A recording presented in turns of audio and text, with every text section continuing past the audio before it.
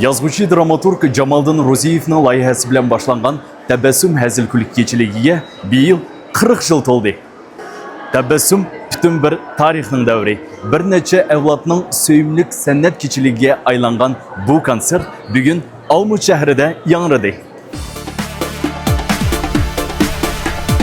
Hey dostlar, nakşa etayli. Gel dostlar, oynap gülleyli. Hey dostlar, nakşa etayli. Gel dostlar, oynap gülleyli. Hoş ol ötken bu akşam, külke ketmez yüzümde. Hoş ol ötken bu akşam, külke ketmez yüzümde. Tebessümde tebrik et, halkımızda sever gün. Yaman iştin her kimge, gidiğin cebir gün. Gelin dostla oynaylı, tebessümde güleyli. Gelin dostla oynaylı, tebessümde güleyli.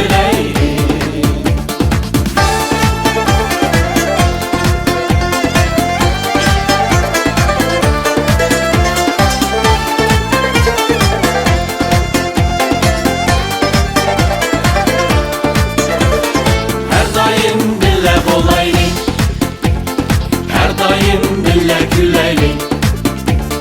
Her daim bille bolayli. Her daim bille güleyli. Dostlar kütken şok nakşam, yağmura bir gün dilimdi.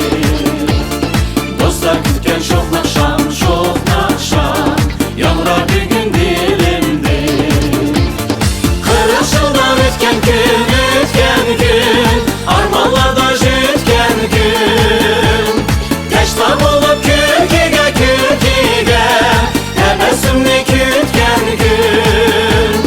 Kelin dostla oynaylı, hoşallıkta güleyle.